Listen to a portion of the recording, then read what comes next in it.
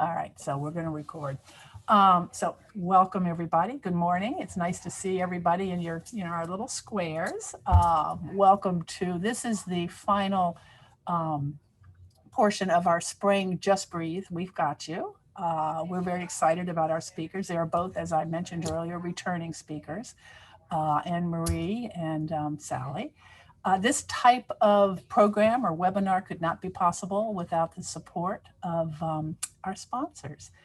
Navy Federal is our sponsor, and Anne Marie is associated with Navy Federal. So thank you, Anne Marie, and thank you, Navy Federal. Our other sponsor this morning, it feels like afternoon, I've been here forever, is AARP, and we thank them. Their speaker is Sally Hurme. She's going to be our first presenter today. Her topic is paying for caregiving expenses and where to get help, which is, always on everybody's mind. So both of these speakers are subject matter experts, and I think when the presentations are concluded, you will be also, or at least that's our hope.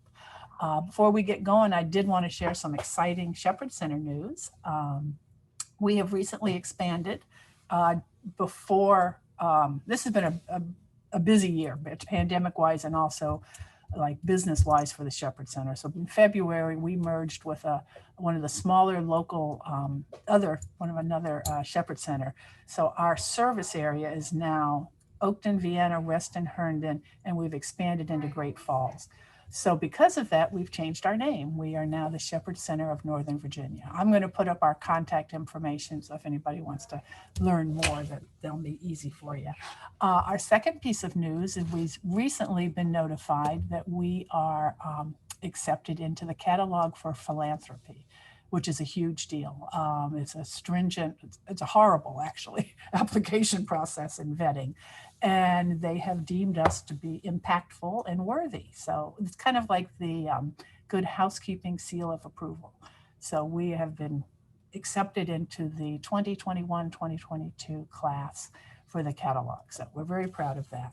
I do see some new names here, so I'm just going to give you like the 30-second synopsis of the Shepherd Center and what we do. Our vision is a world without loneliness. To accommodate that, we have free services, enrichment programs, and all of those are done by volunteers. So we have volunteer opportunities. Of our services, we are best known by far by free transportation, free rides.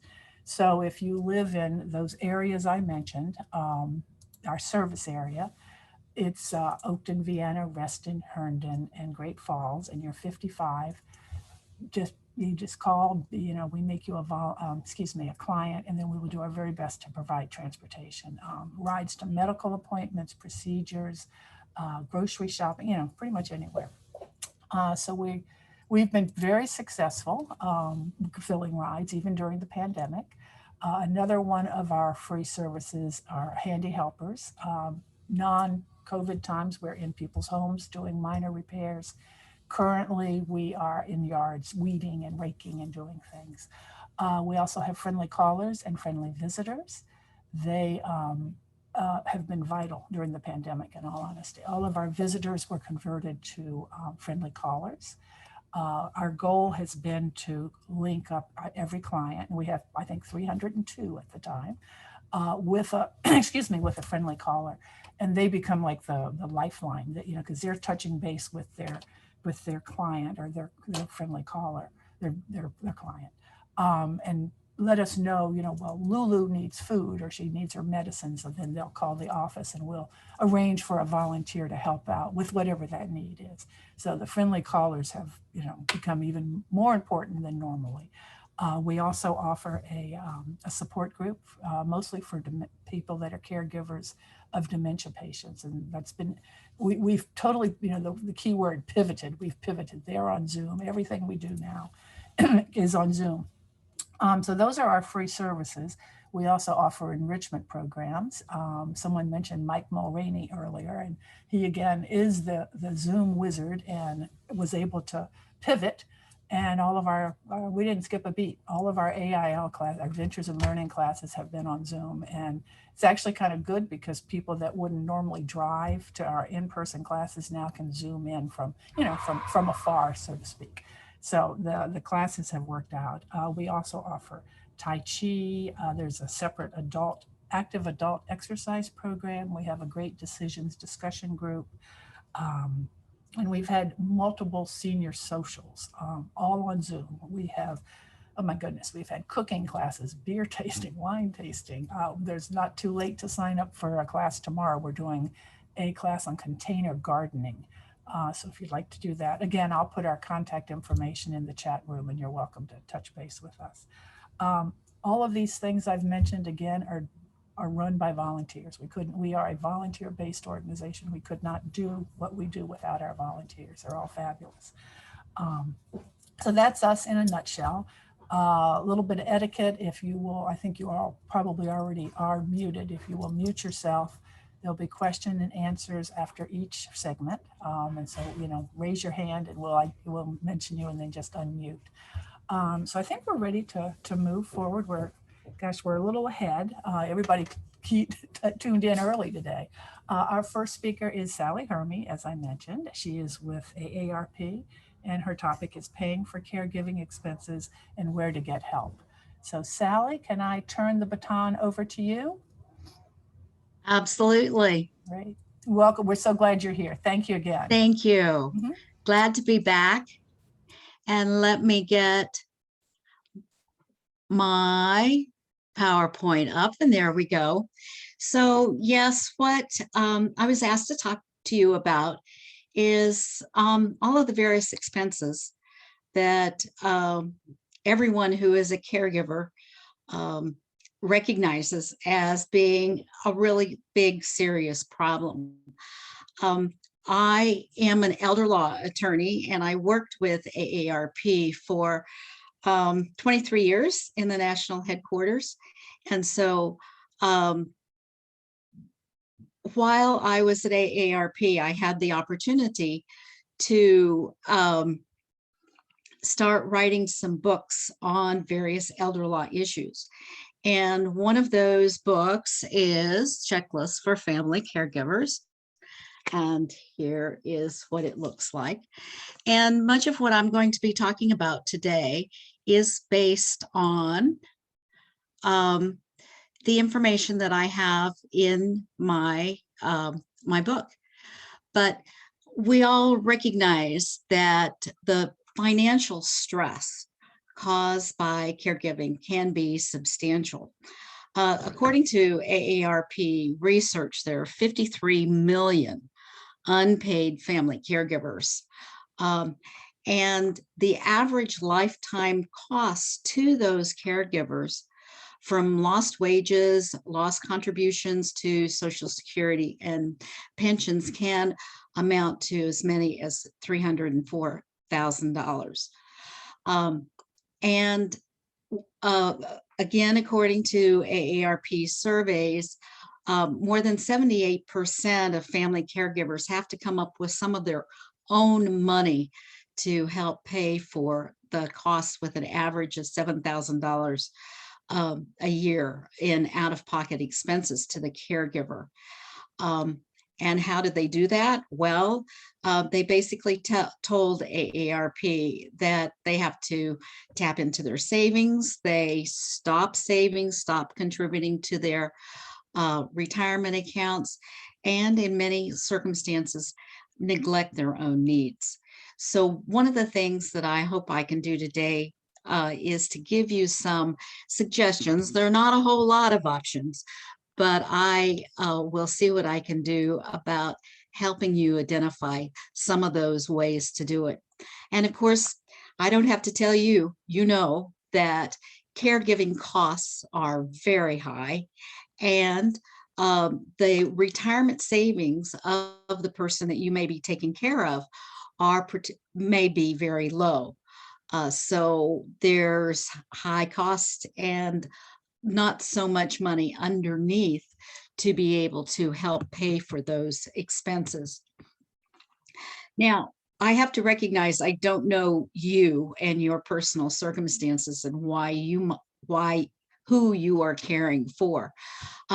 Some of the information that I give is going to may determine whether well, maybe based on whether like you're the spouse of the person that you're caring for, or if the person you are caring for may be your parent, or it may be your adult child. So some of the suggestions that I have really are going to be based on what your relationship is with the person that you are caring for. But I'll cover as many of the options as I can. But regardless of what your relationship is with a caregiver, whether it's your spouse or your parent or child or a sibling or anyone else, the issues are still pretty much the same about caregiving. And that is, how do you find the time that is needed to provide that care? Are you cutting back on your work hours? Are you cutting back on the time that you spend with your own family? Does your caregiving responsibility require you to stop work or work fewer hours because of the caregiving demands? And it may be that you decide that you need to retire earlier than you originally had planned, again, to take on that caregiving responsibility. That's kind of my situation. My husband has one of those other dementias called frontal temporal degeneration, or FTD. And he had previously retired about 5 years before I did. I was continuing to work, but as his condition was becoming more pronounced, and as I recognized that I needed to provide more care, be more hands-on care, I retired somewhat earlier, a couple of years earlier than I'd originally planned from AARP. So we all know that caregiving is time consuming, and we've got to find some way to put those extra caregiving hours into our regular daytime activities. And then there's also that issue as to how to manage the social costs of caregiving. Caregiving, I know, is a big responsibility. There can be personal stress. Sometimes caregivers neglect their own health because of the attention that they're paying to the person they're caring for. And there can be family stress when one member of a family unit has to devote extra time to caring for another member of the family. It may be that you, if you're caring for a parent, you may neglect your own family or your spouse because of time constraints and the emotional toll of caregiving.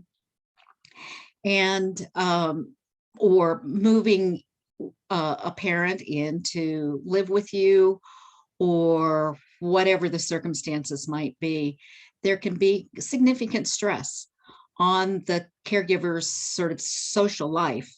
You may have fewer time or opportunity to have your own social activities if you are adding hours to care for someone else. So where can we find some resources to help alleviate all of those various stresses? The first place to look is to the care recipient's own resources. Be sure whatever your however you're coming into the caregiving responsibilities, you need to understand what resources the care recipient has and how you might be able to tap into those to provide care. So make sure you identify what Social Security they are eligible for or are receiving, and where that Social Security check is being deposited. Is there a pension or an annuity that is a source of income on a monthly basis, or principal that you can tap into to help provide for some caregiving. The Veterans Administration has a lot of resources for caregivers. And if your care recipient is a veteran, do not hesitate to explore what the VA possibilities are. Of course, with any government program, and anybody who's had experience with active duty military service, there are lots of details and exceptions and requirements, and you could do this if you're that, but if you're that, you can get this. But do explore the many resources available for caregivers. They've got lots of programs, and depending on what era the care recipient served in the military, that sort of depends on what's going to be available, and whether and how disabled your care recipient will depend on what programs and services and help and support might be available. Also, you need to be aware of whether there are any retirement savings, investments in IRAs or any other kind of brokerage account where there are savings that you may be able to, may have to tap into to help pay for the expense of care. And then, are there retirement accounts such as an IRA or a SEP or any other kind of retirement savings that may be available, that is a pool of income sources to help pay for care. Then you need to be aware of what health insurance the individual has, because probably there are a lot of medical needs that the individual has. So what kind of health insurance do they have? Are they on Medicare? What kind of Medicare is there? Of course, Medicare has lots of different component parts, being both Medicare A and B, which covers hospital and doctor coverage. But then there is the individual on a Medicare Advantage plan, which is like an HMO, where they have to go to particular medical providers who are in the plan. Or do they have a Medicare supplement, which helps pay for some of the co-payments and premiums that Medicare doesn't cover? And do they have a Part D drug plan to help pay for the costs of their medications? And then, obviously, if the person has low income and low resources, they may be eligible for Medicaid.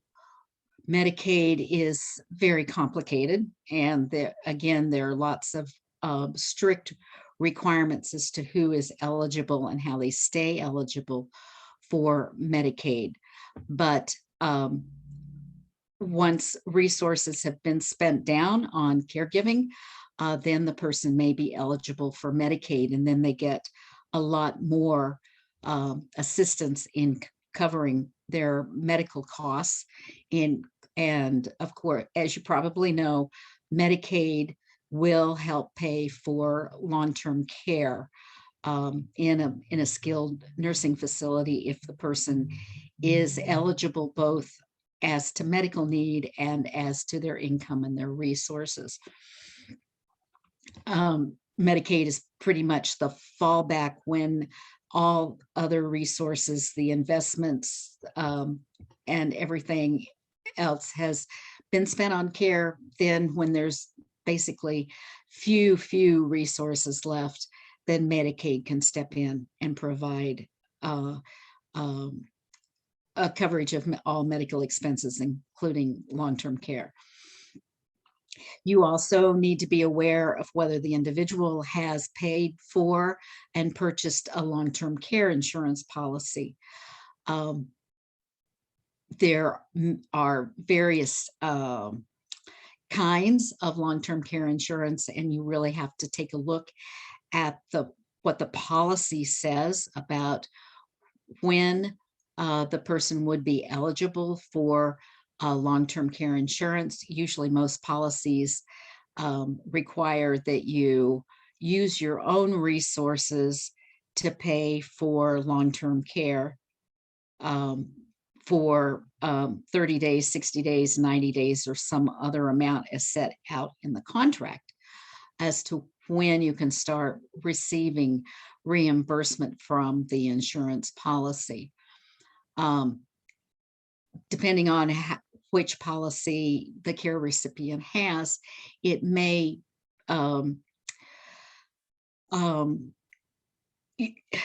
there are different ways that the long-term care insurance pays out. It may pay so much per day for long-term care. You've got to really understand what the terms of the policy are, because not every long-term care insurance policy is the same. But one benefit that you should closely examine in any long-term care insurance policy that they have is whether they will provide reimbursement for family caregivers in providing the care in the home. Most long-term care insurance policies, hopefully, will help pay either professional home health care aides or family recipients or family members who are providing hands-on care. So if there is a long-term care insurance policy, look closely as to what benefits are there and whether and under what circumstances you as a family caregiver would be able to be reimbursed for the care that you are providing. It depends on what the contract says, but if that benefit is there, you want to be sure that you figure out with the insurance company how you can be reimbursed for your care. The care recipient's home or where they are living can also possibly be a source of income, or that you can tap into the equity to help pay for long-term care services. One of the options, with a lot of caveats, but there is the possibility of obtaining a reverse mortgage on the home. A reverse mortgage is, again, another rather complicated form of or way to obtain a loan on the equity in the home. It's available for those over 65. The homeowner has to be over 65. The homeowner must live in the home, but because it's a reverse mortgage, there are no payments required until the homeowner sells, moves out, or dies. And whenever one of those events occurs, then the full principal of the mortgage, the amount that has been borrowed, plus all of the accumulated interest over the term of the loan must be paid back. It is a way for older persons to be able to tap into the equity of their home to come up with cash to be able to pay for caregivers within the home. But I do have a caveat in that reverse mortgages are a rather complicated and a rather expensive way to borrow money, but you need to carefully research all of the various expenses and all of the various options in any long-term care insurance policy to make sure that it is right and it is a good fit for the person who wishes to stay in their home but needs additional cash to pay for long-term care. Again, because they're such complicated financial transaction, there is a requirement that any potential borrower must receive independent counseling so that they are assured that they understand the requirements and the restrictions and the complications of obtaining a reverse mortgage. Then another resource for assistance to you in caring for your loved one is what is their social network and areas of support. Are there other family members who can step in and help share in the caregiving responsibilities? Are there ways that, say, other siblings of yours who are not close by can pitch in and help provide some of those extra resources, whether it's financial, chipping in to help pay for long-term care costs, or are there other resources in the neighborhood, such as the Shepherd Center, that can help you as a caregiver with other volunteer services, with transportation. The wonderful volunteers at Shepherd's can help you come up with other resources. They may not be financial resources, but they're ways for you to have extra time, extra hands in caring for someone else.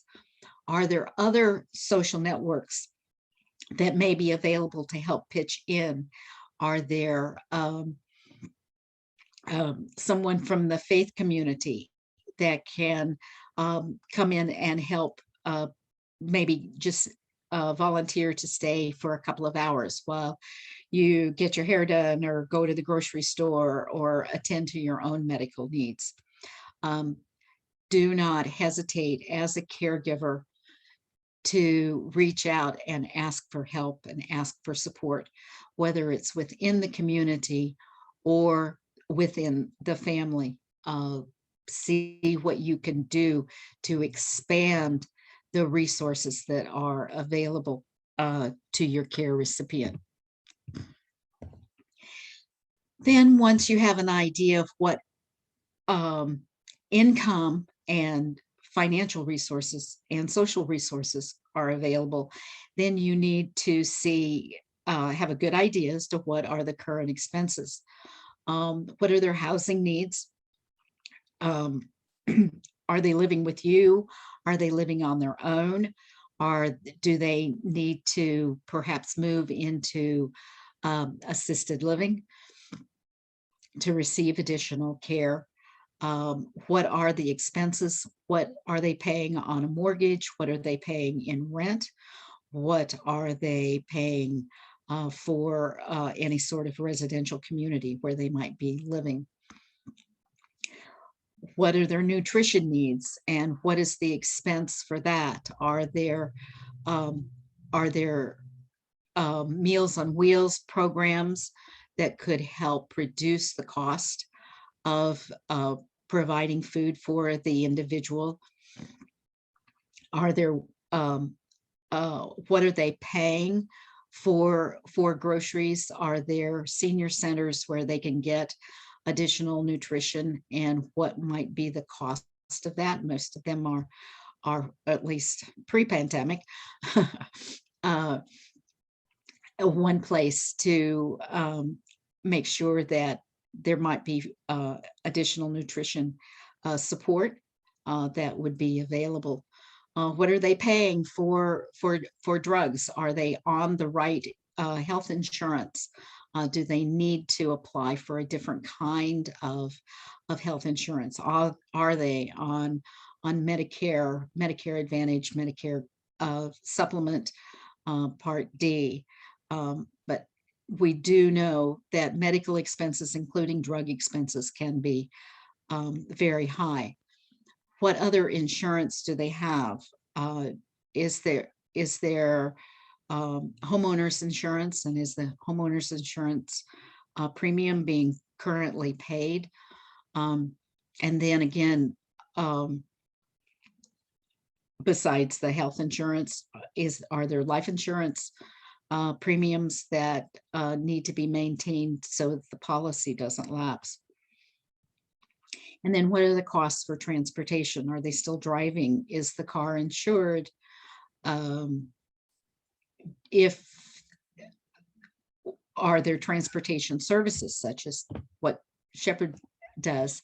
What are the costs for maintaining the vehicle and so forth? So those are some of the primary expenses that you need to pay attention to. So once you have how much income there is and how much expenses are going out, how do you fill the gap when typically there isn't enough in between? So one way to do it is to see if there's any way to increase the care recipients' income.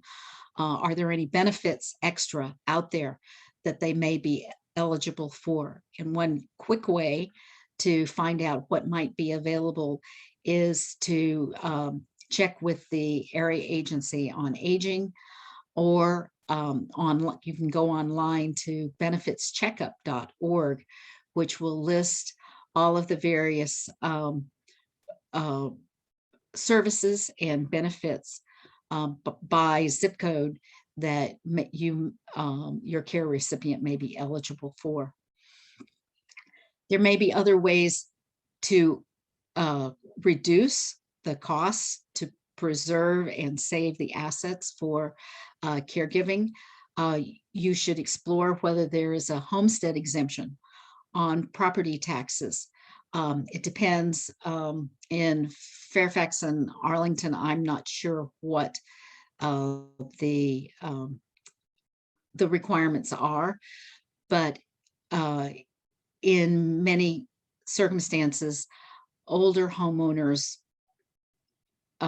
can get a reduction in their taxes through a homestead exemption. If the best way to find out is just to go on the Virginia Department of Taxation, and you should be able to find out what property tax rebates or exemptions might be available for you.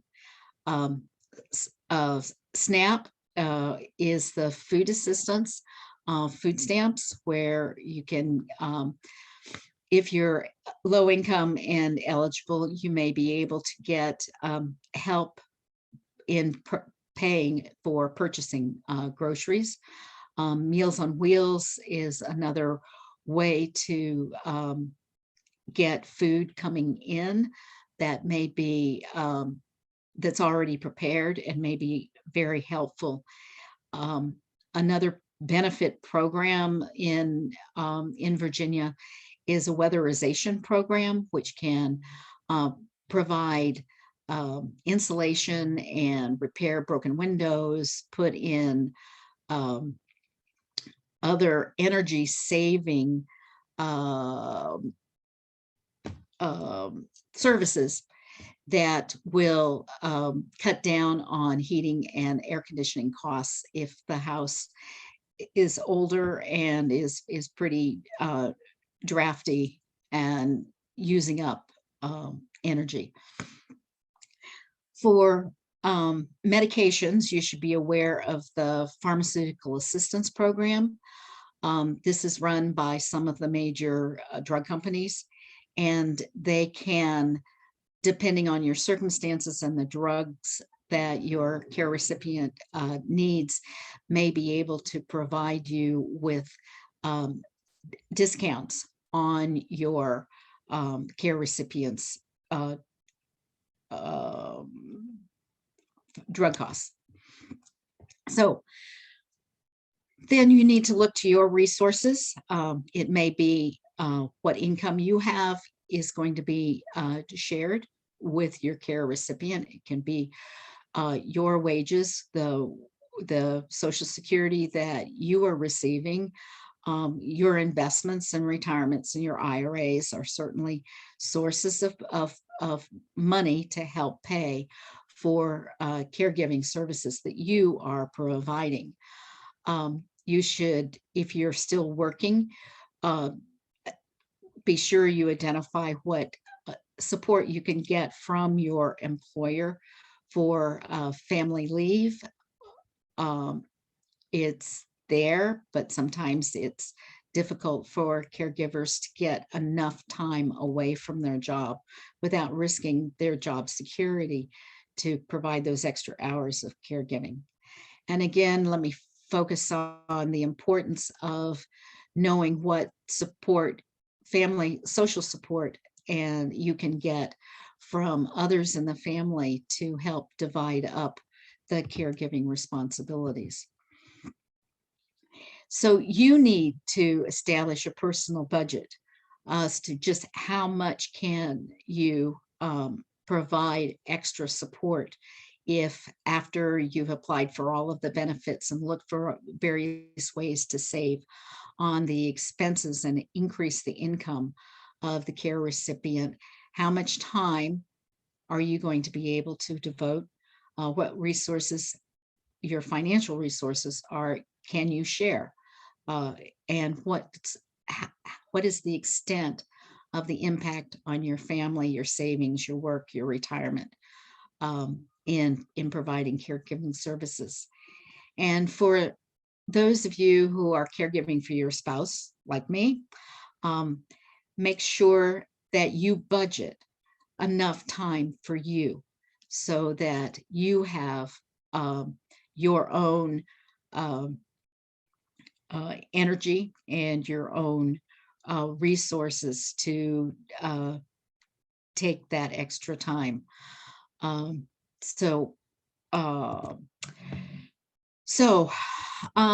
Let's get into some of the details of what you need to know, particularly if you have you're going to be signing documents, whether it's checks or other things. Know what you are signing. If you if you are joint on a bank account with the individual, then you would be able, and are on the signature card of the bank account, then you would obviously be able to sign checks. Are you joint on the credit card that your care recipient has? Probably if you're a spouse, you've been joint on that credit card for a long time, but do you need to apply for new credit in your care recipient's name to apply? You need to be careful as to whether you want that financial responsibility to be a co-applicant if you're seeking a new credit card with your care recipient. Another legal document that you may be asked to sign is if you need to move your care recipient into assisted living or into a nursing care facility.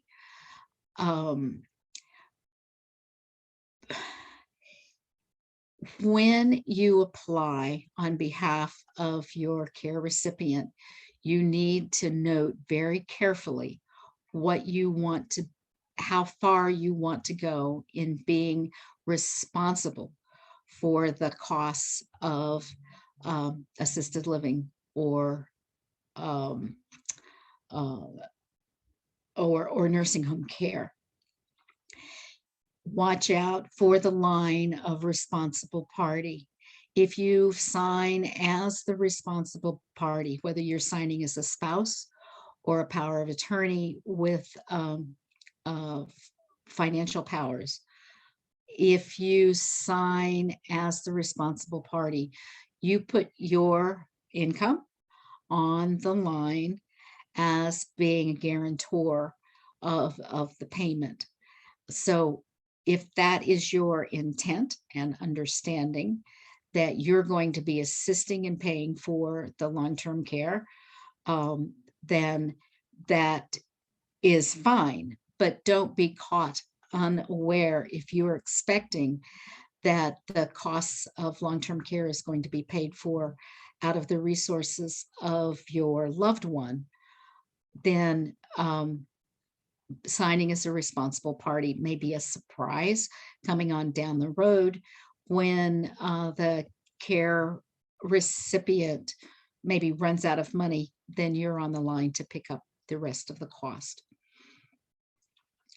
I presume, I hope, that you do have power of attorney from your loved one that was given to you prior to whatever their mental decline was. A financial power of attorney then gives you the authority to act on behalf of your loved one.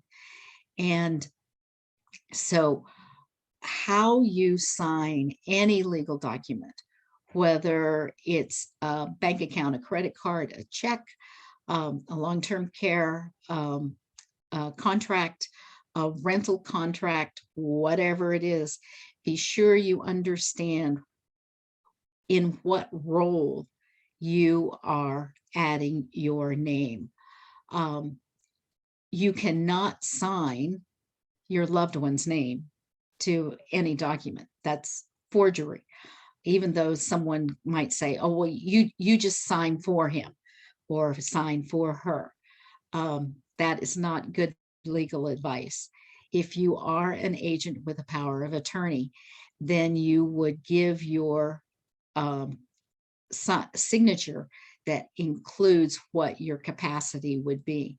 So I might sign Sally Hurme, agent for Art Hurme, my husband, because I have his power of attorney.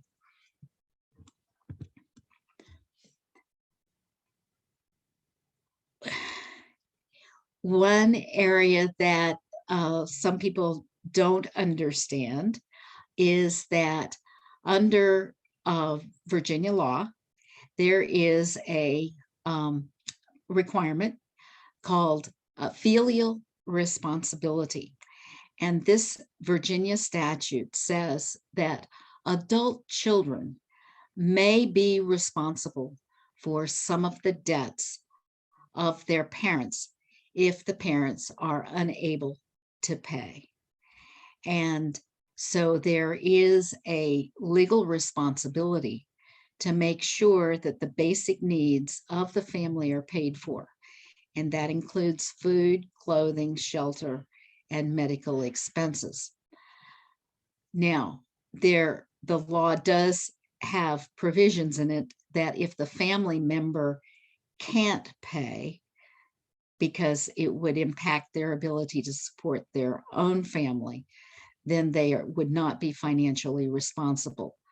But the statute has you look to other family members to see if they would be able to chip in or at least provide some financial assistance to keep the family member with food, clothing, shelter, and medications. I haven't heard about it much in Virginia, but in other states, we do know that nursing homes can and do sue family members under the filial responsibility law, which is in place in quite a few other states. If the bill for nursing home care is not being paid. So just know that that is a law in Virginia. So it's Virginia Code 20-88, and it basically says that there's joint and several duty of all persons over 18 with sufficient earning capacity or income after providing for their own immediate family need to assist in providing for the support and maintenance of a mother and father who are in necessitous circumstances, which means they need help. If there's more than one family member, person over 18 related to the, that's a child of the mother or father, they are jointly and severally equally liable for making those payments. Now, in the Virginia law, it does say that the filial responsibility requirement doesn't apply if the patient is otherwise eligible for or receiving public assistance. So it's not a big threat, but you need to know that that's part of the law. Maryland's law is a little bit different. The parent of a destitute adult child without means to self-support, if the child has sufficient means, they cannot refuse to provide food, clothing, and shelter for their parent, just so you know. Okay, so are there any ways that you can get paid for providing care? There is one possibility of a family caregiver agreement. This would be a contract between the care recipient and the caregiver. It's just like any other employment contract. It needs to specify what tasks are going to be done and how much time is going to be spent. Again, it should look like any other kind of employment agreement. It must be in writing, and it should have that detail like Susie is going to spend 6 hours a day, 5 days a week, being paid at $15 an hour. Whatever the compensation needs to be reasonable. So it should look like the same amount of money that probably you would have to pay to hire an outside person. And you can also write into the contract whether they're going to be paid expenses, such as gas mileage to transport the loved one to daycare or to medical services. You can build in a time where there would be respite for the caregiver, or paid vacation to go away. So the same sorts of considerations that you would build in if you were hiring someone to come in, you can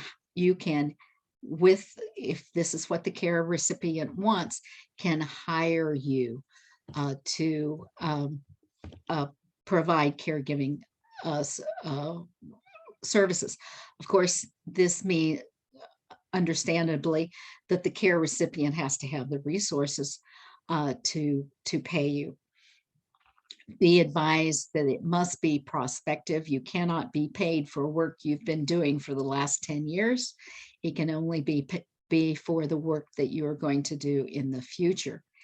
And I think it would be very wise for you to share the idea of a caregiver arrangement with the rest of the family, so that they understand that you, as the primary caregiver, are leaving your job to take on caregiving responsibilities for mom or dad, and that you're not taking advantage of dad's resources, but it's make sure that there's family understanding and family harmony, that they agree that dad can pay you for caregiving services. I would highly recommend that you have a lawyer assist you in drawing up this employment contract.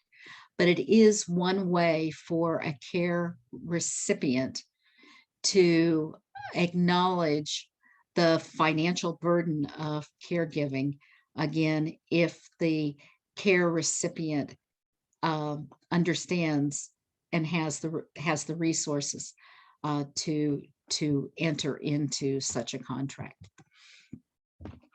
I want to touch a bit more on what the VA has to offer. There is home and community-based care assistance for veterans who are enrolled in the VA standard medical benefit package. There are the caregiver needs, the care recipient, the veteran, needs to have a pretty high level of care before this is going to kick in, but it is intended, like home and community-based services, to keep the individual at home. You can, if there is sufficient budget, VA budget, you can get up to $2,500 a month.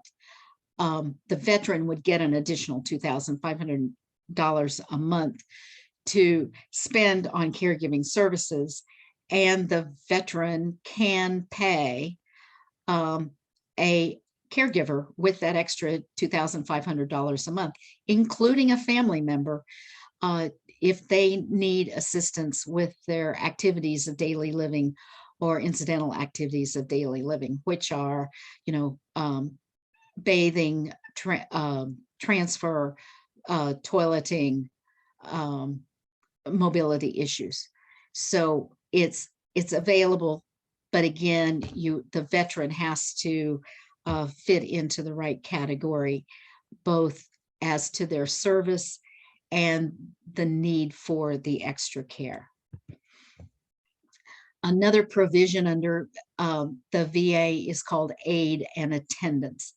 And what this does, different from what I was just talking about, it would provide a supplement to the military pension that the person is getting to help with the costs of caregiving. It's only available if the person is bedbound or living in a nursing home, and they need required assistance with their activities of daily living. There must be an attending doctor who certifies the need for additional assistance with activities of daily living, and the income of the veteran must be less than $26,000 a year to be eligible for aid and attendance. If there is such a need, there will be additional money provided to the VA pension to provide extra cash to pay for caregiving. But this is primarily to supplement veterans' pensions, which are too low to pay for necessary caregiving. There are additional VA program called comprehensive assistance. And this is, again, provides a monthly stipend for the immediate family or living care if it is a veteran who is seriously injured or an illness while they were in the service between 2001 and before 1975.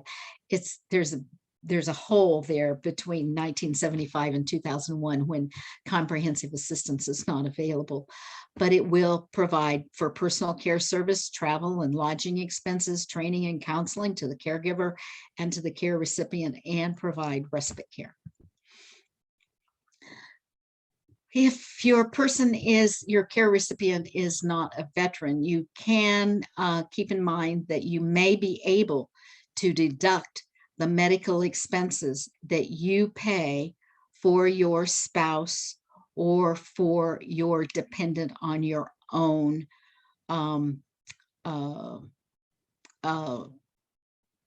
tax return. And I use this myself. My husband and I file jointly.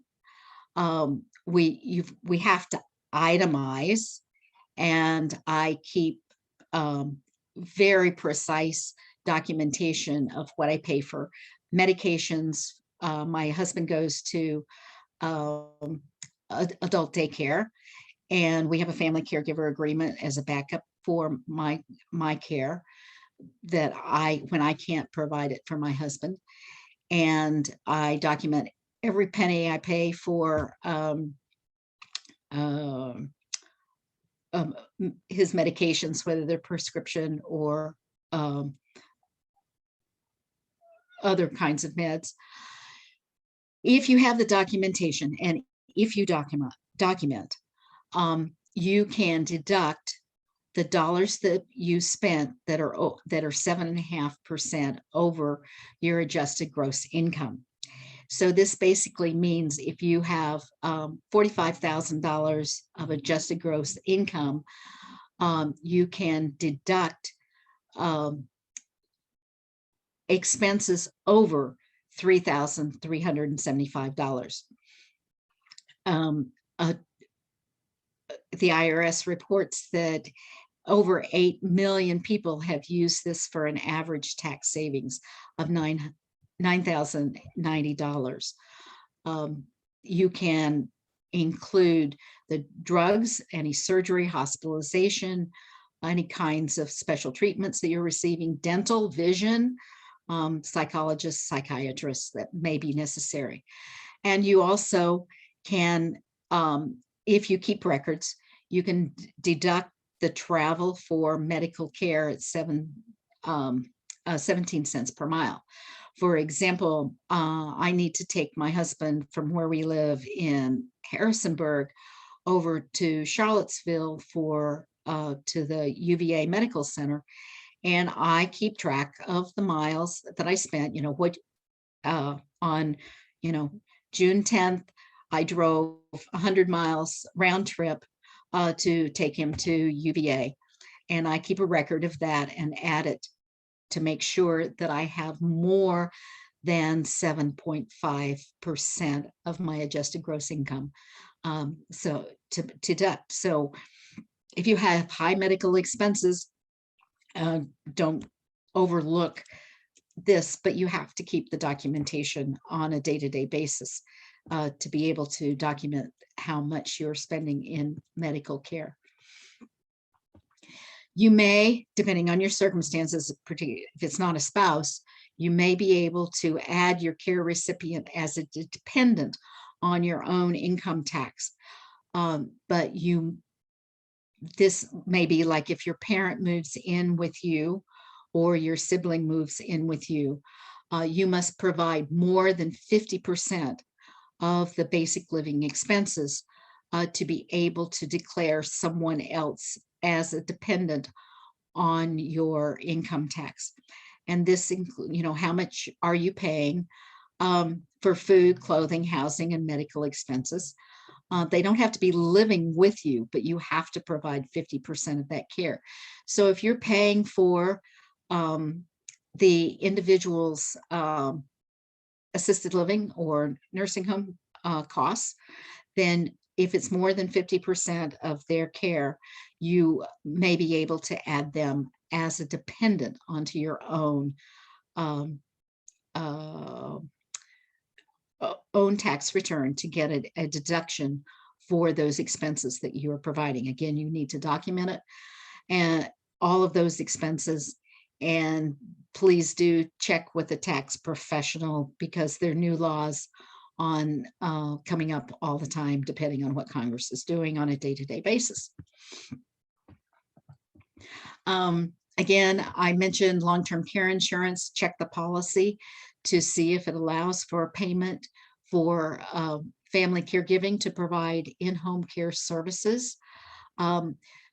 Depending on the policy, you may have to qualify as an in-home aide, which would mean you would need to do whatever training or certification is necessary in Virginia to be qualified as an in-home aide. Check the policy to see if this is a provision that you have. If your care recipient doesn't have a policy, it's too late to get one now. They would not, it probably would not be medically eligible to receive long-term care insurance, or the premiums would be astronomical.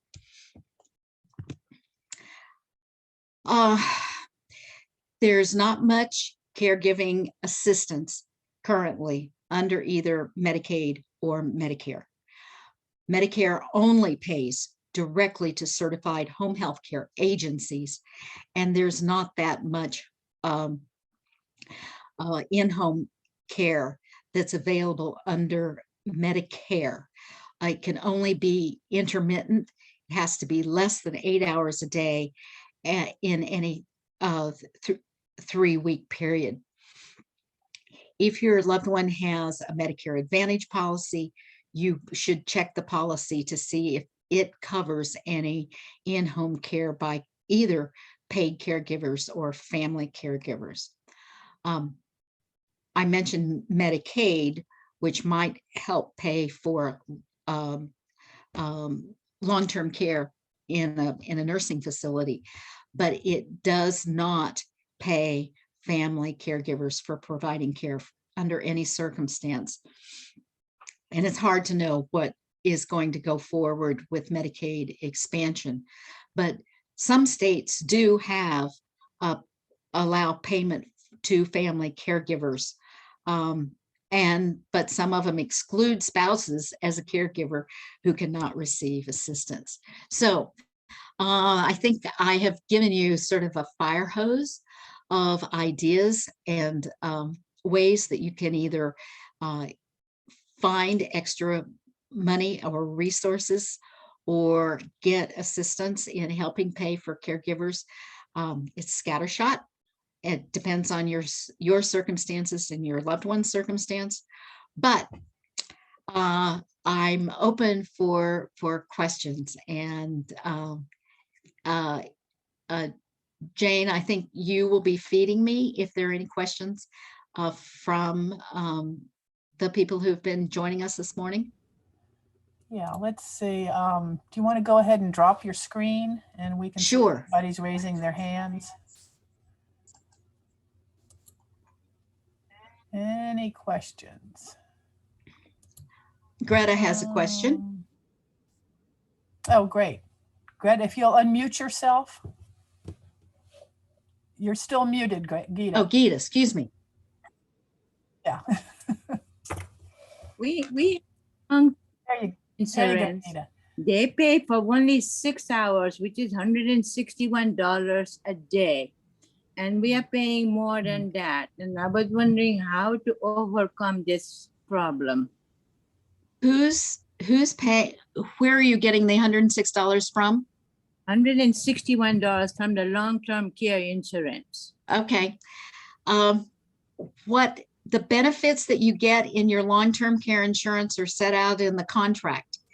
And if that's all the long-term care contract says you get, that's all the long-term, that's the terms of the policy.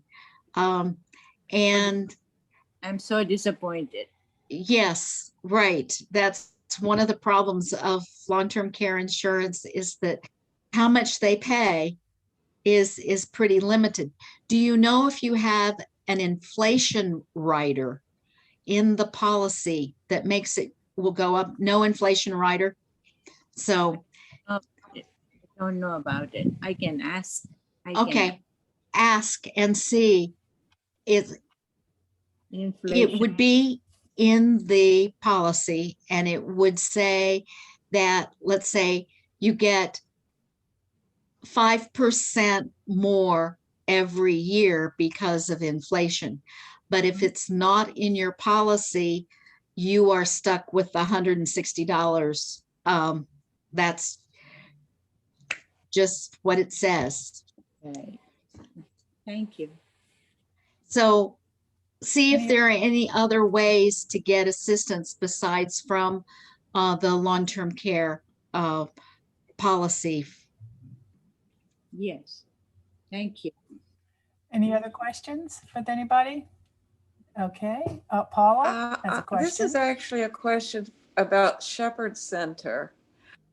When they okay. provide rides, can they also have the driver go with the person they're driving to whatever it is, like a doctor's appointment or getting their hair cut or something like that? Because Well, COVID has changed things. Our drivers used to escort the client into the doctor's office and, sit there and wait. Doctor's offices at this point don't want extra people. So they just take them, to the door, get them to the doorway, basically. So things, will eventually go back to normal, we hope, but that's what it is now. okay. Anything else? Scott, Yeah, did you I have had a something? question. Sally, thanks. That was just a great summary of stuff. I wonder if you could talk a little bit, and I'm sorry if I missed this somewhere. As you can see, I'm working at Shepherd Center today, so I had to answer the phone a couple times.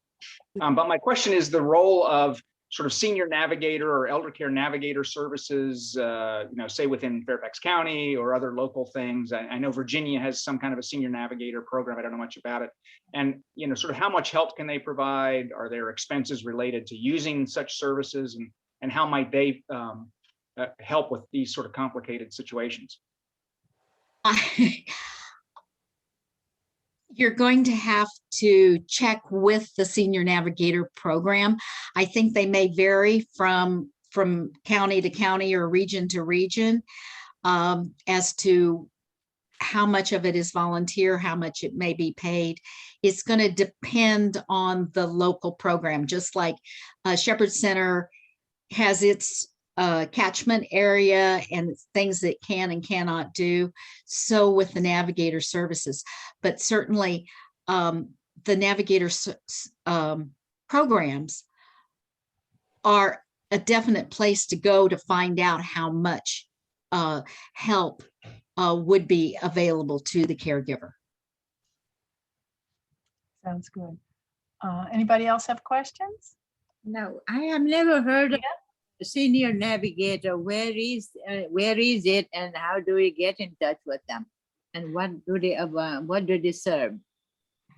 Good question. Okay. I would start with the area agency on aging, the AAA, Yeah. and they will know because of their vast abilities to answer questions about services that are available. See what is available in your area. Or you might, if you're have fun with the computer, just go search online for Virginia Senior Navigator. Google that and see what comes up. Okay, thank you. All right. Hi, Sally. Thank you so much for the explanation. My mother has dementia probably like 85% of the time. We have her in a senior center. When we sold the house, the money from the sale of the house is paying the monthly for the senior center. That is not an issue. But she has now deteriorated to a point where we had to call Vita's Hospice. They provide 2 hours of care a day and brought in the hospital bed and everything. The question is this: my sister and I are both paying for a duty aid for at least 10 hours a day to be with my mom while she's awake. And so neither of us can claim her as a dependent. The aid that we have helping her cannot distribute medication. So we have to pay the center $475 a month for the nurse to order the medications and give her the medications she needs. Is that cost of the nurse deductible through, is that something Medicaid can help pay or? I don't know. I seriously doubt that Medicare would, but there's no harm in asking to find out. I seriously doubt that that extra expense would be provided. But one of my questions is if she's in hospice, then she shouldn't have to be paying for her medications. They should be provided by hospice. Well, I'm sorry for interrupting. Some Okay. of her medication, she has debilitative heart and some other complications. So So those hospice are, is, I got it. Yes. So those are outside, those are medications outside of hospice. Mhm. But I still would talk with your hospice coordinator to see what they can recommend about those medications.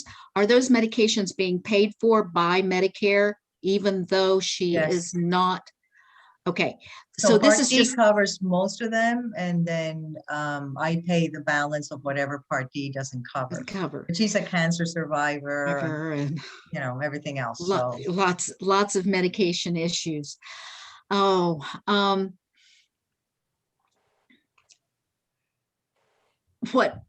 what I think the expense that you're talking about is the service that you're getting in assembling those medications that are outside of the hospice treatment.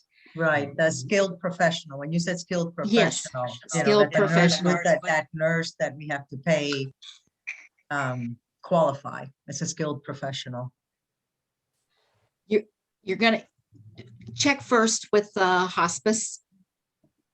They might better know than I those details about medications outside of the hospice package and program, or check with Medicare. The other place that you might go is Virginia has, and all states have, what are called SHIP, which is another volunteer service that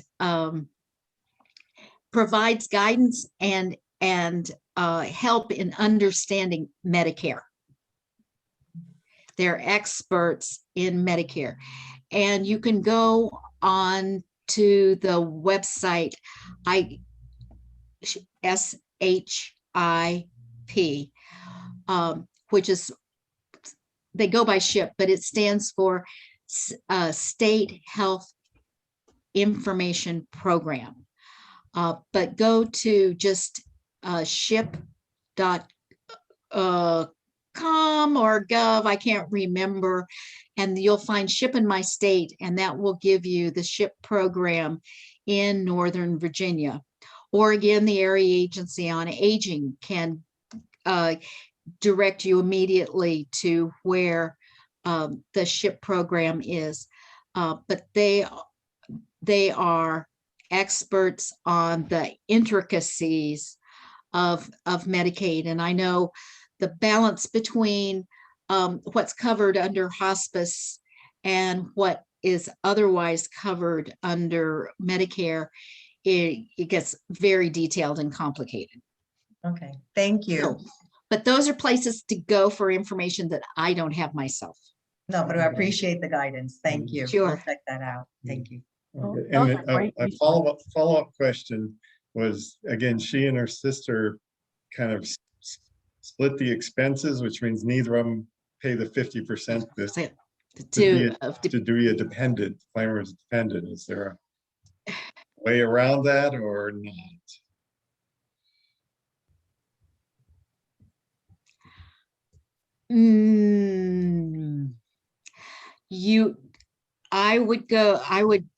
The professional that I would inquire would be your tax advisor. I can't think of any way. other than whether you and your sister want to work this out. If it would be to your tax advantage, maybe you pay 1 year to get the dependency deduction on your taxes, and your sister pay the next year, and then she would get it the next year. You're going to have to come up with a family agreement as to whether your mom's life expectancy and all of those other things, and how it would work out financially for you and your sister's family. But you might bundle all of the expenses 1 year on your tax return, and then bundle all of the expenses to get the health deduction. But that's separate from the dependency. Okay. Right. But talk to your sister and your and both of your tax advisors to see if there is some creative way that you could either get the dependency deduction or the medical expense deduction. But you're going to have to do some calculations. You know, the standard for the deduction is 50%. The standard for the medical deduction is 7.5% over your adjusted gross income. So you're going to have to do, there's lots of math involved to see whether either one is worth the pain and suffering of trying to figure it out. Talk to your tax advisor. Yeah. Thank you. Good advice. Thank you. Well, thank you. So you have given us so much good information. These are wonderful resources, very, very informative. But the one statistic you said, I believe you said 53 million unpaid caregivers. That's staggering. It is staggering. I think the information you gave us is very pertinent. So thank you. Okay. Sally. My pleasure. Thank you very much. Sure. Bye-bye. And now we're going to pass the baton to Anne Marie. I always screw up your name. I'm sorry. Ferdinando with Navy Federal. And she's going to tell us about our health and our money. So thank you, Anne Marie. We're glad you're here. Thank you. Hi, everybody. How are we all feeling as the world starts to open up again? Tell me, what are you feeling? Because I'm feeling lighter. I'm feeling hopeful. Do you feel that way? Yes. Freedom to see family. It's wonderful. That's wonderful. Yeah, I haven't seen my son in over a year. So I'm looking forward to that soon. And yeah, it's been a tough time for all of us. Well, and all the information we just got from Sally, that was intense, let me say, and that was so important.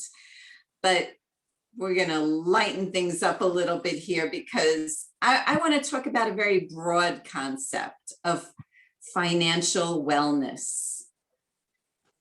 Please know that I am happy to talk in details about any financial service that you might be interested in.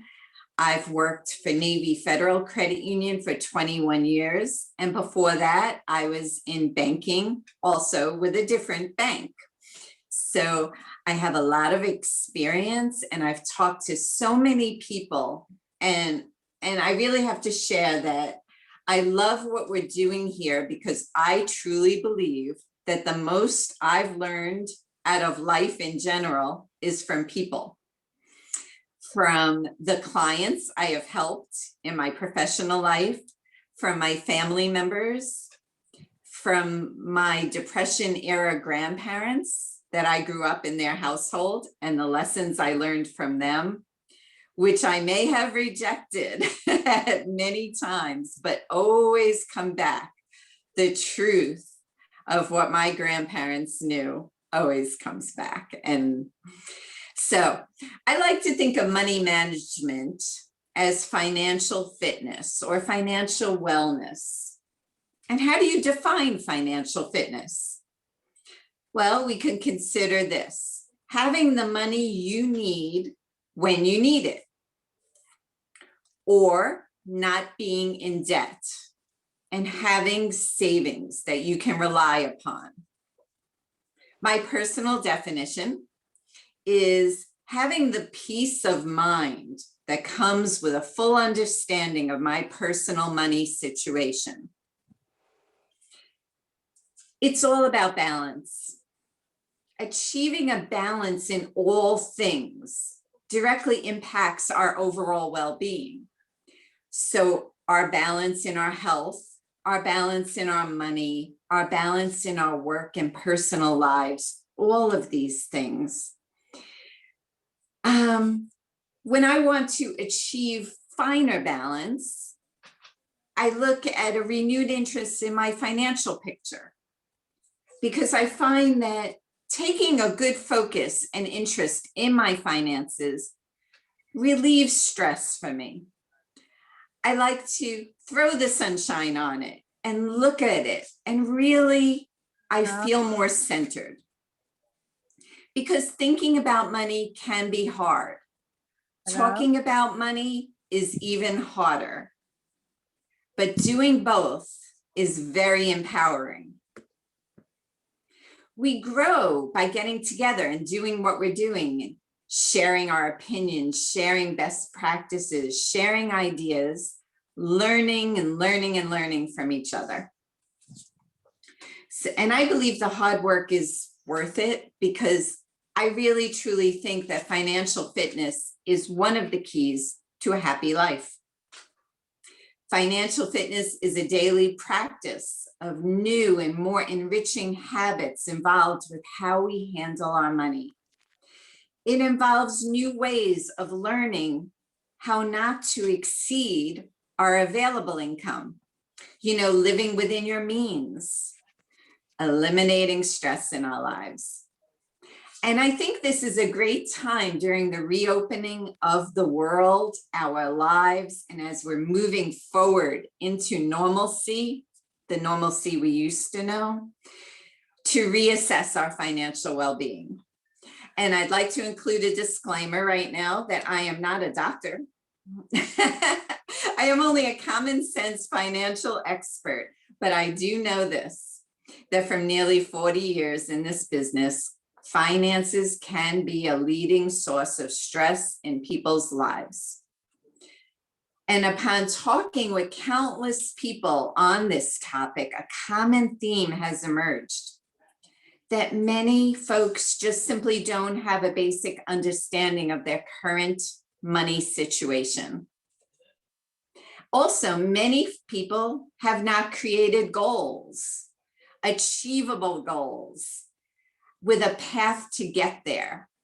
And your goals have to remain flexible. Life changes throughout the years, throughout the months, throughout the days. Sometimes life changes. So great to have goals, great to know that we can change them. We can. Nothing's set in stone. So if we want to start on the path to financial fitness, like we're going to the financial gym, these easy exercises are a great way to begin, and no sweat is involved. First, number one, track your expenses. Track everything. Simply write it all down. This is my favorite thing. My little journal and my pen. Write it all down. Where does your money go? Once you know, you can create a simple budget that works for you. To build focus, many of us are visual learners, so write it down. There you have it. It's visual, and you can change it. There are lots of pages in the notebook. So just because you began somewhere doesn't mean you have to end there. It's a journey. Write it down and review it often. Do you know where all of your income goes? Do you know what you eat? Let me share a story. When I first started my career with Navy Federal, I noticed that the pounds were starting to add on. The clothing was getting a little tighter. Very slowly, not very noticeably, but over time. And I realized that two major changes had occurred in my life. I had plunged myself with full energy into this new job, and I had neglected my usual exercise program, which was a simple one. I always took walks around my neighborhood. Great exercise, simple walks, but they did a lot for me. And I wasn't doing that because I was tired after my day at my new job. That, coupled with the vending machines that were right outside in the hallway, with yummy M&Ms and cherry cola, and my downfall began. So I needed to understand what I was going to do to regain control, because I wasn't happy about this situation. So I grabbed my notebook and I started to write it down. From morning till night, I wrote down everything I ate. And this was wonderful. It was eye-opening. Once I could see it in writing, I could make adjustments. I could see the way forward to my goal. My goal was to lose a few pounds, restore my health, feel my energy again. And this works so well for your money as well. Write it all down, write down what you're spending. This may be the first important step to your ability to making new, healthier money choices. So let's talk about debt for a moment. Do you already have too much debt? Are you uncomfortable with the amount of debt that you're carrying? You know, there's a lot of advice out there. People can help you. Again, just having a conversation is a great way to start, or look at your online resources or your financial institution. Hopefully, if they're like us at Navy Federal, they're happy to give free advice, and they've heard it all, so they might have some great ideas. One of my favorite ideas with debt that feels a little overwhelming, like I just need to lower that, is to start with the smallest balance you have. So if you have a credit card that has a smallish balance, start with that. Give it your all to pay it off. Any extra funds go to pay that off. Just a little bit extra each month, you'll start seeing a difference, and that small balance starts going down. And before you know it, it's eliminated. And the sense of accomplishment will inspire you to keep going to the next credit card or car loan or whatever it may be. Now, some people like this plan. They start with the debt that has the highest interest rate. And this is very practical, because if you're paying a high interest rate on any debt, you will save money by getting rid of that one as fast as possible. So pay any extra funds to this one and eliminate that one as soon as you possibly can. You will save money in the long run. It'll feel good, and really savor this achievement, because it truly is an achievement anytime we eliminated the debt. On the subject of debt, have you checked your credit report recently? Time for a basic financial wellness checkup, much like going to a doctor. We are all entitled to a free credit report each year, just like that annual physical. You can check your credit, and you should. Do you need help with that? There are online resources. There is one in particular called annualcreditreport.com. That is annualcreditreport.com. You can go there, check and see how your credit report looks. Are those all of your charges? Make sure that there's nothing that you don't recognize on there. And also, it's going to help you to just take a look and see, I'm not happy with this. I want to correct it. Or no, this is looking pretty good. I'm very content with this. So another method of paying off debt is to place yourself on a no credit diet. Pay cash for all of your expenses. It is so much harder to give up those dollar bills than to swipe a card. This will vastly help eliminate impulse spending. Impulse spending is one of the key sources to too much debt. So when you're out and about or visiting some cute small town or enjoying life or at home surfing on your computer, you're likely to see lots of lovely things that would be a joy to own. But pay cash or don't buy them at all. Always ask yourself, do I really need it? You know, during our last Just Breathe seminar, we had an awesome gentleman, and forgive me, I forget his name now, but he spoke about decluttering our lives. And I have been inspired since that gentleman spoke, and I decided it's time to take a real hard inventory of all the stuff I had. He kept saying it's stuff. And it's like, it is, it's just stuff. Do I need more stuff? Maybe not. So part of that cash diet is making those unnecessary expenses go away by stopping all that purchasing, but it's also part of evaluating my wants versus my needs. And those things change throughout the cycle of your life as well. You know, throughout our lives, there are times of abundance. There are times when we conserve, when things get tough. There are times when we choose to share with others. There may be times, like we just talked with Sally about, when loved ones rely on us to share our resources. So this is an ever-changing evolution throughout our lives. I'd like to share that I am at the stage where I'm looking forward to retirement in a few years from now. So my daily efforts are focused on that goal. So back to how I felt inspired to look at my financial wellness and how it relates to my retirement goals and how it pertains to my current money, my current income, and all that stuff. Well, my personal inventory of my stuff revealed that I had way more clothing than any person probably needs. Yeah. And it's embarrassing, but I'm sharing because I think it's important to put ourselves out there. So for me, clothing can get in the way of my common sense. If you remember, I talked about those M&Ms and that cherry cola. Well, they became kind of an addiction, kind of like the clothing. Okay.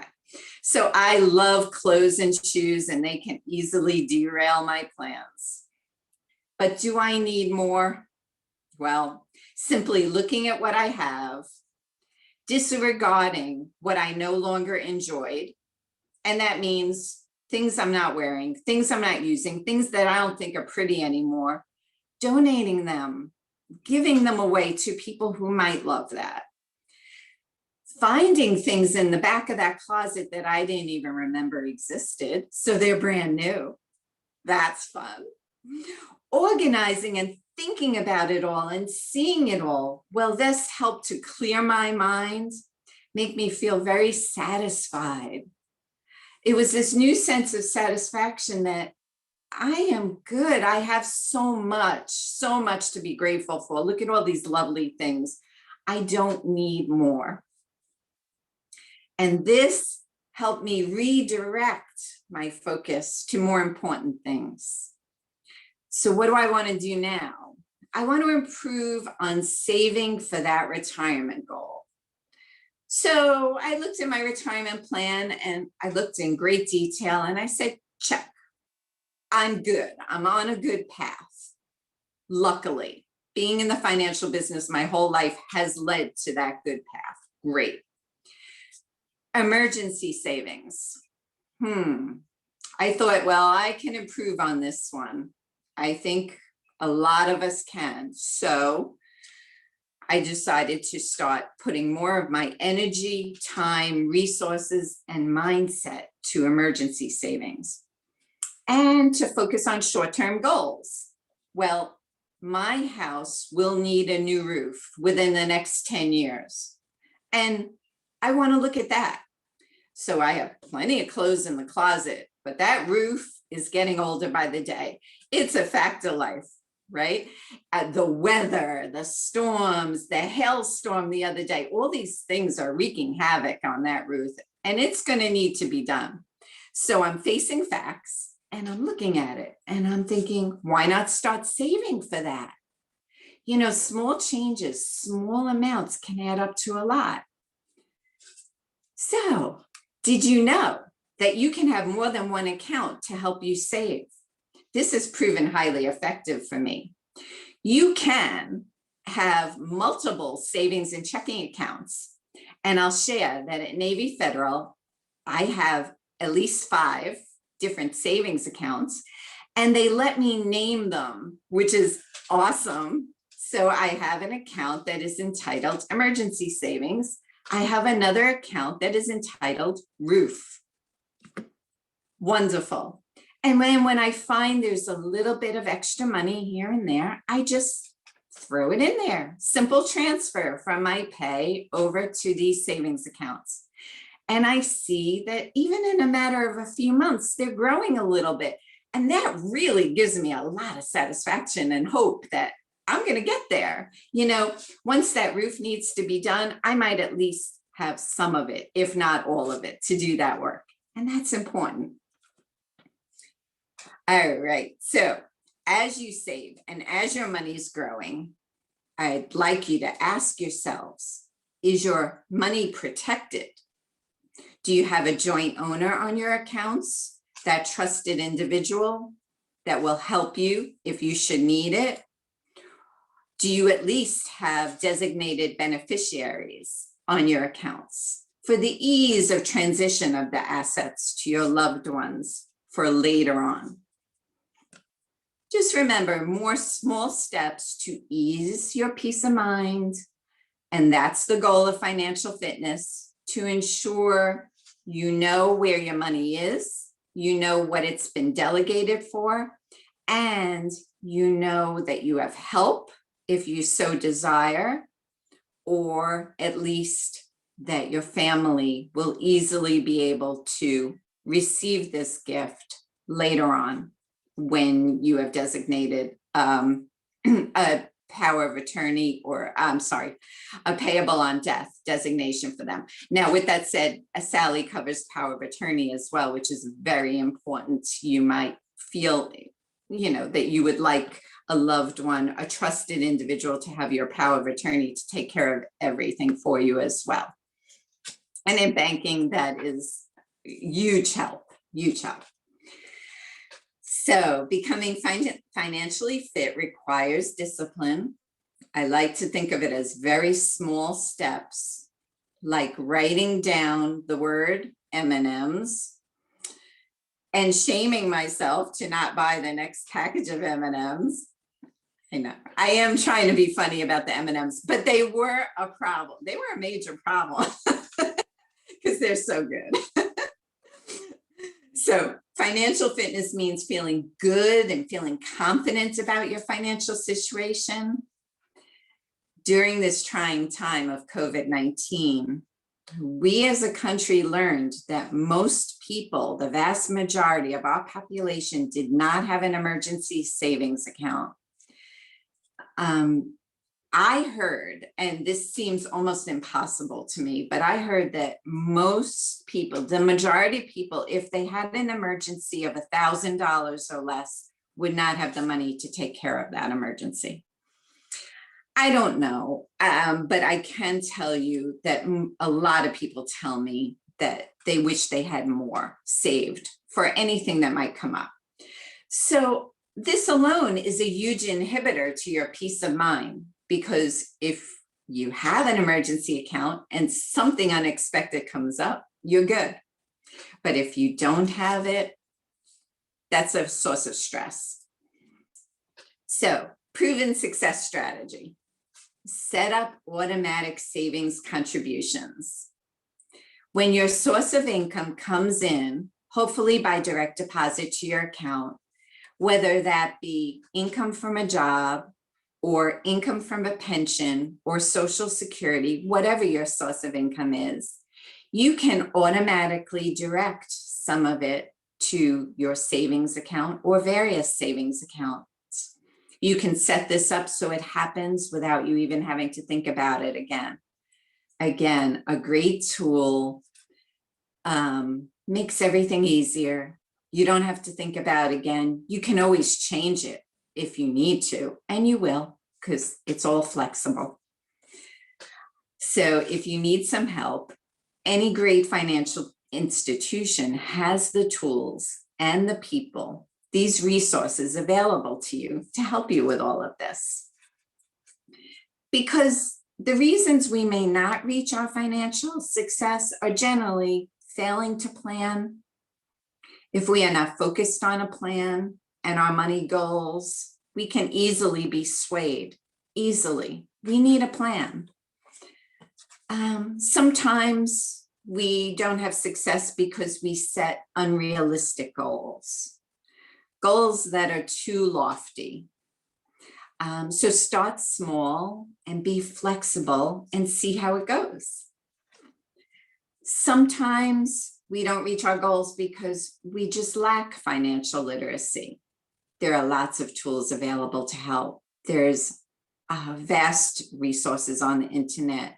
There are classes you can attend, or my favorite, talk to the great people at your financial institution. That's what they're there to do. And I could tell you from my personal feeling, my whole joy in my work is to see how I can inspire ideas. Like last night, I was teaching a class to some young new Navy recruits who it ranged in age from 17 to 25, and they really haven't given money any thought at all. But once they did, and once they started talking about it, I could see the light in their eyes as we were talking about it is possible for them to grow great wealth over their lifetime. And it all begins with saving small amounts and curbing those spending desires, keeping that spending in check. So again, if you're not feeling great about your current financial situation, change it. Try to stay positive, be realistic. Small positive steps are the key to success. We tend to ignore tough money questions because it is hard. It can feel uncomfortable, but it doesn't have to. Let's turn it around. Remember, feeling in control with a solid plan increases your financial wellness. So start with the notebook. Put some sunshine on the situation. Know that you can do this. Give yourself the time to determine what's important at this stage of your life and find the balance. Right now, I'm balancing meaningful work, which I love, with preparing for tomorrow, while always enjoying the moment of today, because this moment is priceless. So, I want to downsize. Will you feel lighter when you downsize? When you eliminate stuff? Your stuff may have value to others. Oh my goodness, you could maybe increase your income by selling some of that stuff. Or how about just increase that feeling of goodness by donating it? Priceless.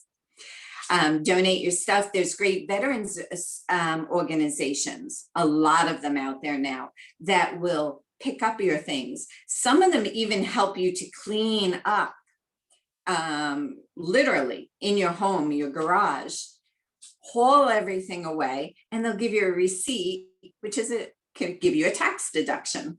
So not only will you have the feeling of doing good because you're lighter and freer, but you've given that stuff to people who can really use it, and you might get a slight little money boost with that tax deduction as well. So I started with the roots because I always return to my roots, which is my Depression era grandparents who taught me so many lessons. And like I told you, I have put a lot of them aside at times. If they saw my closet, they would not be happy with me. They made the most of what they had. They had a little bit. They had what was valuable, They made the most of it and they cared for it with great care because it had to last. Things are different now, but I try to keep that mindset back in my head. I'm going back to it because you know what? We never know what tomorrow may bring. COVID-19, none of us expected that. That's a great example of not knowing what tomorrow will bring, right? So that was kind of part of the reasons where it all goes back to your roots, what you know inherently in your heart. And as I focus on all of this, I'm finding this new peace of mind. And I wanted to share those thoughts with you because I think we can all get that. It's this wonderful, comfortable feeling of having great life goals, striving to get there slowly but surely. And just knowing how financially fit am I feeling? If not, make changes. It's all in your control. What questions do you have for me today? And guys, it doesn't have to be on anything I talked about. It can be completely off topic if you'd like. Any questions? Paula, there you go. Well, this actually isn't a question, but I was going to say that, you know, I do pretty well not spending too much, but I'm not very good with the M&Ms. So maybe you should do a separate course on that. It's a great analogy. For sure. You know, and Paula, how about we look at it this way? Like, because all I keep talking about is balance, right? So part of a great life balance is enjoying the things that are enjoyable. So you know what? Maybe we just need some M&Ms once in a while. They never hurt. This last year.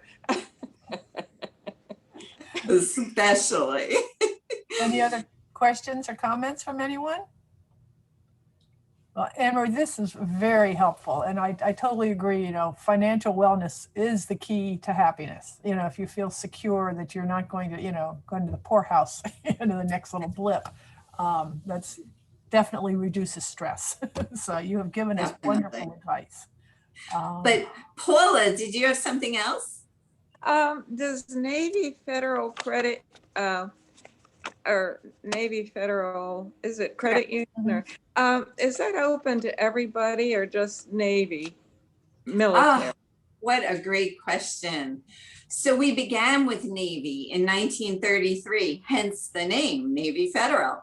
But the great news is that a few years back, we opened up to all military branches. So Army, Air Force, Coast Guard, you name it, and their immediate family members, and the veterans who served in any of those services. So just as we're talking, I have a message. Oh, this is such a great story, if you don't mind me sharing. It's real quick. Last night when I was talking to the young folks, there was a gentleman that came in to clean the recruiting office, and he owns his own cleaning business, and he is a veteran. And he said to me, oh, I wish I had joined this when I was active duty. And I said, no, that's okay. We honor your service throughout your lifetime. You can join now. So I have an appointment to speak to him after this call. I'm so excited to help him because we do business accounts as well. And he had no idea. He's very excited. Oh, wonderful. So yeah, the answer is, yeah, absolutely. If you are a veteran or active duty or a family member of anyone who served. So in my family, my entire family has served. And my father is a Vietnam veteran in the Army, my husband, Navy, my son, Coast Guard. So I had lots of ways in, but a lot of us do. Yeah, a lot of us do. So if you want to contact me directly, you always can. Jane, can we give them my contact information in an email? Yes, absolutely. That would be awesome. Yep. Yeah, please feel free to contact me with any questions or, you know, if you'd like to join or you know someone who would like to join. My phone line is always open. open door phone all the time. Absolutely. Thank you. I can easily do that. I will send Thank something out this you. afternoon. That would be awesome. Thank you. Absolutely. Any other questions, comments, compliments? It was great. Good. All right. Well, Anne Marie, thank you again for participating. Yeah, I think you do win the prize for being the most frequent participant, or not participant, presenter. And we've enjoyed it. It's always been very informative. So thank you. Thank you. All right. And I think we are ending early. So just a few minutes. This is great. All right. Everybody have a great day. Thank you. Bye. Thank you very much. Bye.